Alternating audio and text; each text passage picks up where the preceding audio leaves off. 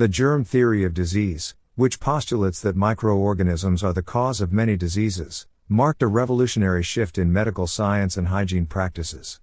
This theory fundamentally altered how we understand, prevent, and treat infectious diseases, leading to significant advancements in public health and hygiene. Valued supporter. We appreciate your ongoing support for our channel. For those seeking additional ways to contribute, we offer subscriptions on Patreon and Boosty, providing exclusive perks as a token of gratitude. Join our community and let's enhance this journey together.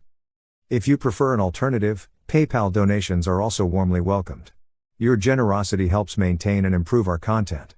Whether through Patreon, Boosty, or PayPal, your support is crucial in sustaining our channel. Thank you for considering these options. Links will be indicated in the description of the video.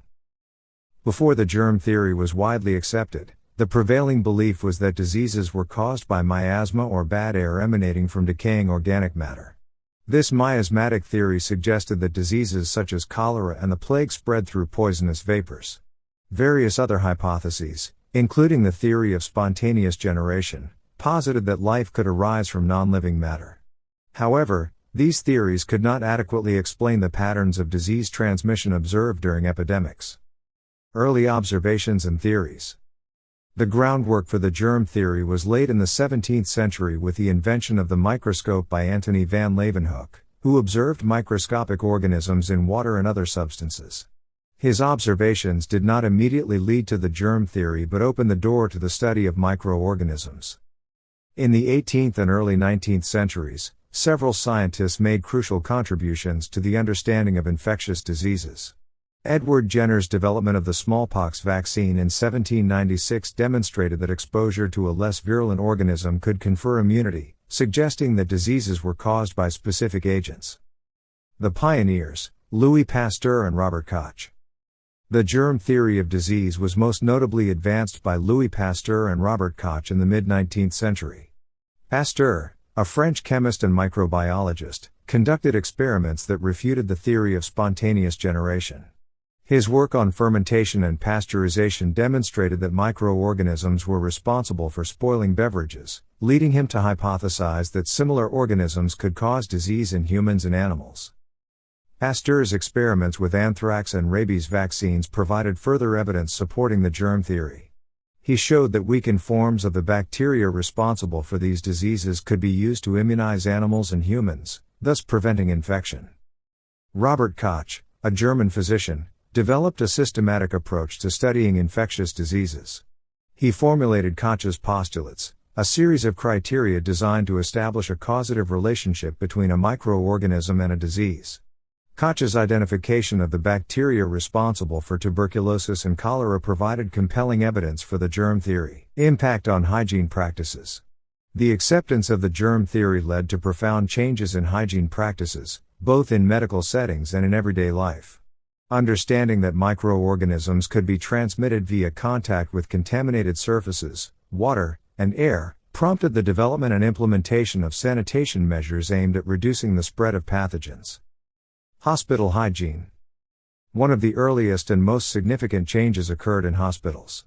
Prior to the acceptance of the germ theory, hospitals were often breeding grounds for infections. Surgical procedures were conducted without sterilization, and physicians frequently moved between patients without washing their hands, contributing to high rates of postoperative infections. Joseph Lister, a British surgeon, was among the first to apply the principles of the germ theory to surgery. In the 1860s, inspired by Pasteur's research, Lister introduced the use of carbolic acid as an antiseptic to sterilize surgical instruments and clean wounds. His antiseptic techniques drastically reduced surgical mortality rates and set the stage for modern aseptic procedures. Public health measures. The germ theory also spurred significant public health reforms. Governments and public health organizations began to implement measures to control the spread of infectious diseases. The construction of modern sewer systems, the provision of clean drinking water, and the development of waste management systems were critical steps in reducing the incidence of waterborne diseases such as cholera and typhoid fever. Vaccination programs were another major public health initiative influenced by the germ theory.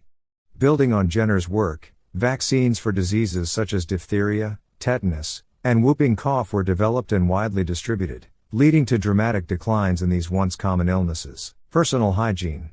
On a more individual level, the germ theory transformed personal hygiene practices. The importance of handwashing, regular bathing, and the cleaning of household surfaces became widely recognized.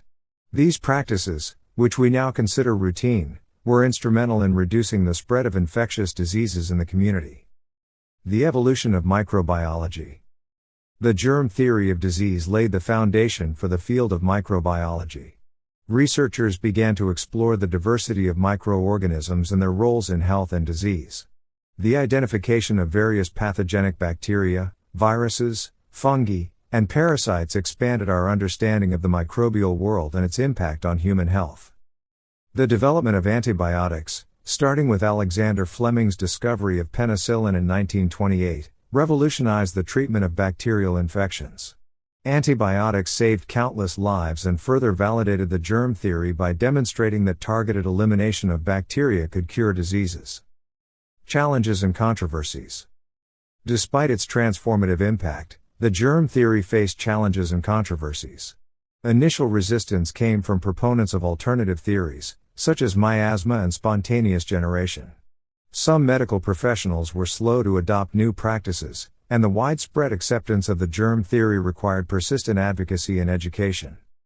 Even today, the overuse and misuse of antibiotics have led to the emergence of antibiotic-resistant bacteria, posing new challenges to public health. This ongoing issue underscores the need for continued research and innovation in the field of microbiology. The germ theory of disease represents a landmark achievement in medical science, fundamentally changing our understanding of infectious diseases and leading to significant improvements in hygiene practices. From hospital settings to public health measures and personal hygiene routines, the principles of the germ theory have been instrumental in reducing the spread of pathogens and improving health outcomes. As we continue to face new challenges, the legacy of the germ theory reminds us of the importance of scientific inquiry and the ongoing pursuit of knowledge to protect and promote public health.